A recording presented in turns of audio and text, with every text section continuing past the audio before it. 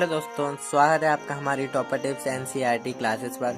दोस्तों, आज हम हिंदी अलंकार कक्षा 11वीं को पढ़ेंगे। दोस्तों पार्ट 1 हमने पहले ही कंप्लीट कर चुके हैं, जो पिछले वीडियो में हमने आपको बता दिया था।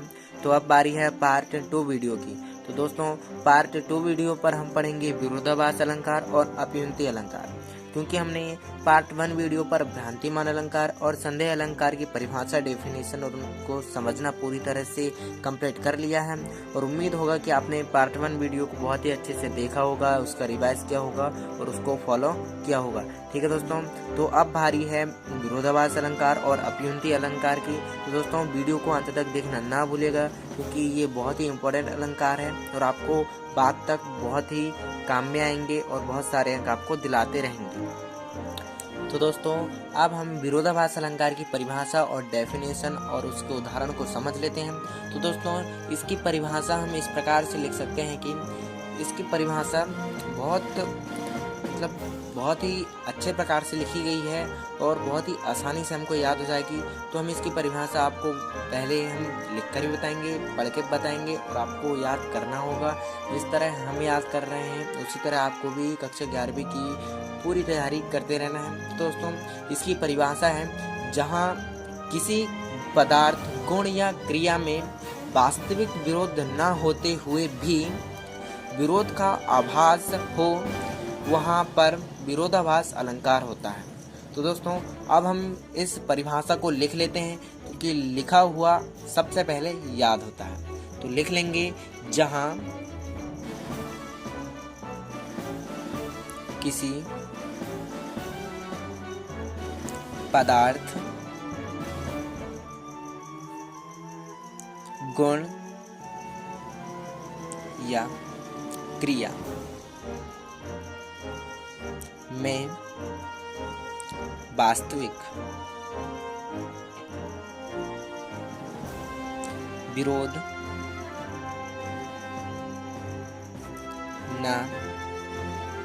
होते हुए भी विरोध का आभास हो,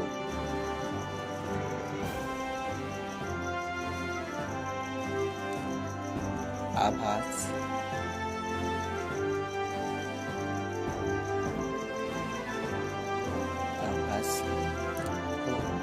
वहाँ विरोधाभास अलंकार होता है। तो दोस्तों, इस डेफिनेशन को आपको लिख कर और बार बार प्रैक्टिस करते रहना है और इसको याद करते रहना है। क्योंकि दोस्तों, केवल आपको 4 ही अलंकार की डेफिनेशन याद करना है और बहुत ही छोटे छोटे इसके उदाहरण हैं, तो आपको बहुत ही इजी तरह से याद हो जाएंगे। ठीक है दोस्तों, तो अब हम डेफिनेशन को पूरी तरह से कंप्लीट कर लिए हैं। तो दोस्तों, अब बारी है इसके उदाहरण की। तो उदाहरण से हम समझेंगे कि ये किस प्रकार कार्य करता है। दोस्तों, सबसे पहले हम परिभाषा को फिर से रिवाइज कर लेते हैं। तो परिभाषा विरोधाभास अलंकार की इस प्रकार है कि जहाँ किसी पदार्थ, गुण या क्रिया में वास्तविक विरोध न होते हुए भी विरोध का आभास हो, वहाँ विरोधाभास अलंकार होता है। जैसे दोस्तों, किसी पदार्थ की बात करते हैं, जैसे कोई बर्फ है, वह ठंडी है। दोस्तों, लॉजिकली बात है कि बर्फ तो ठंडी होती है, फिर भी हमको एहसास होता है कि वो ठंडी नहीं है और हमारा लॉजिक कहता है कि बर्फ तो ठंडी होती है। तो उसी प्रकार हमको विरोधाभास, मतलब एक तरह से विरोध भी हो रहा है उसका और उसका आभास भी हो रहा है कि वो बर्फ ठंडी है। उसी तरह यहाँ पर भी हमको पता चल रहा है कि विरोधाभास अलंकार की परिभाषा हमने पूरी तरह से कंप्लीट कर लिए हैं। तो अब बारी है उसके उदाहरण। अब दोस्तों, हम उदाहरण लिख लेते हैं। तो दोस्तों, हमारा उदाहरण बहुत ही सिंपल सा है, तो हम सिंपल से उदाहरण अब लिख लेते हैं, क्योंकि सिंपल से याद करने में ज़्यादा दिक्कत नहीं होती है। तो उदाहरण है, साफ हूँ जो बन गया वरदान जीवन पर। ठीक है दोस्तों, ये हमारा विरोधाभास अलंकार का उदाहरण है। तो यहाँ पर उदाहरण है हमारे पास, साफ हूँ जो बन गया वरदान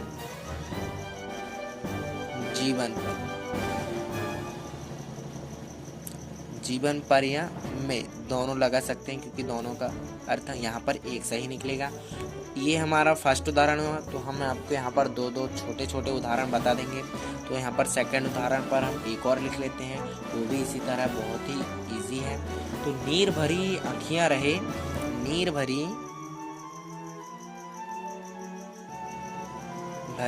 आँखियाँ रहे,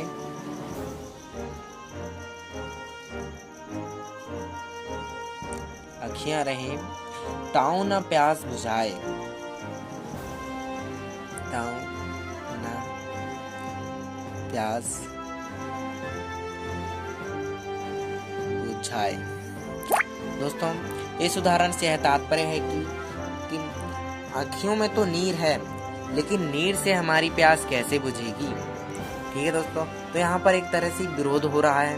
ठीक है दोस्तों, तो हमने यहाँ पर विरोधाभास अलंकार की परिभाषा, उदाहरण और उसको पूरी तरह से समझ लिए हैं। तो अब बारी है अपयुंती अलंकार की। तो अपयुंती अलंकार अपयुंती अलंकार की परिभाषा। दोस्तों पहले हम आपको अपयुंती अलंकार की परिभाषा सुना देते हैं, फिर आपको लिखकर भी बताएंगे।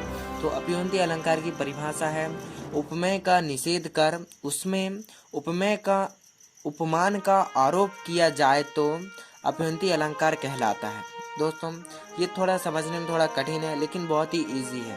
उपमेय का निषेध करके उसमें हमको उपमान का आरोप करना है, तो वहाँ पर अपयुंती अलंकार होता है। हम लिखकर आपको बता देते हैं। उपमेय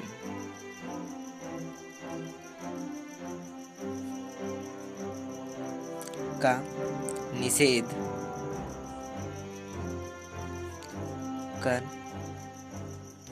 उसमें उपमान का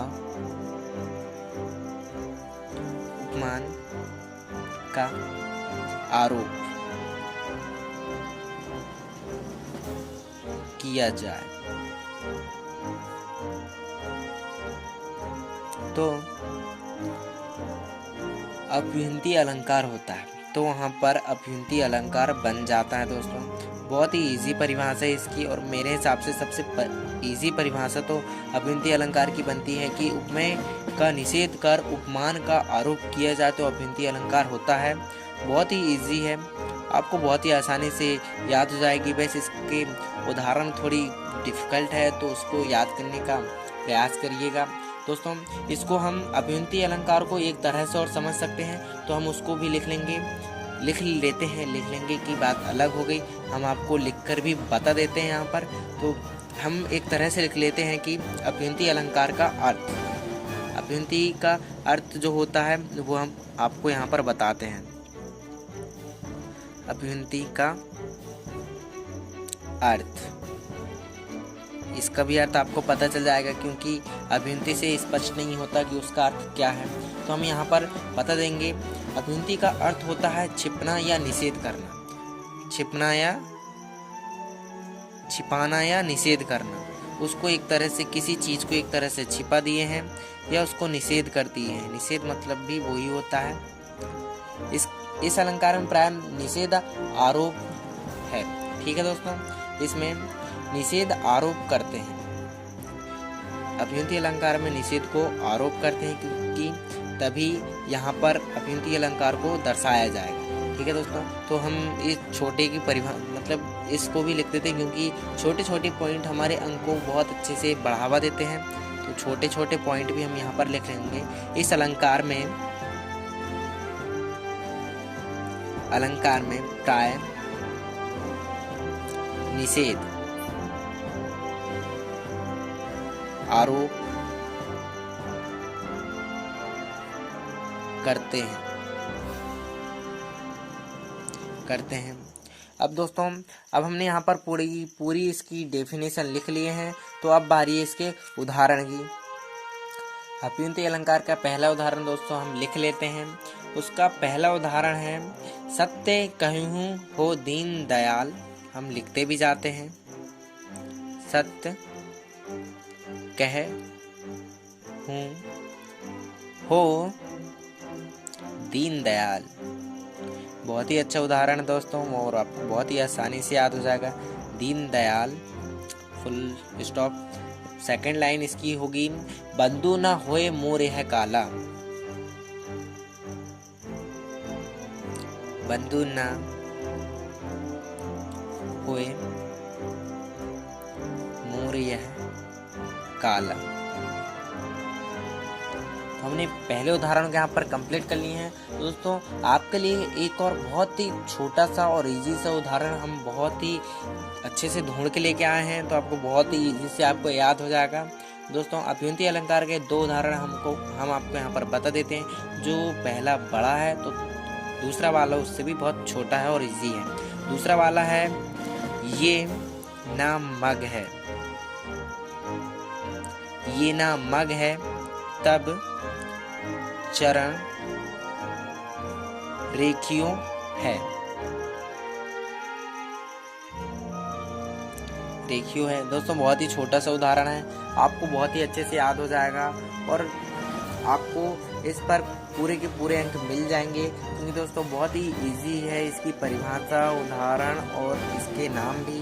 दोस्तों अब हमने आपको इस वीडियो पर चारों जो इम्पोर्टेंट अलंकार थे वो सारे कंप्लीट कर दिए हैं। आपको जितने भी अलंकार की ज़रूरत थी कक्षा 11वीं में इम्पोर्टेंट वाले हमने चारों आपको बता दिए हैं, और चारों में से कोई भी एक 4 अंक का है जो आपको किसी परीक्षा में पूछा जा सकता है। वैसे दोस्तों त्रैमासिक, अर्धवार्षिक, प्री-बोर्ड और वार्षिक चारों परीक्षाओं में इन चारों को पूछा जा सकता है, तो आप चारों को बहुत ही अच्छे से तैयार कर लेना दोस्तों, क्योंकि आपके लिए लॉकडाउन में ये सब करना बहुत ही मुश्किल होगा। इसलिए हम केवल आपके लिए 4 ही ऐसे अलंकार ढूंढ कर लेके आए हैं जो इम्पोर्टेंट है। ठीक है दोस्तों, लाइक करें, सब्सक्राइब करें हमारे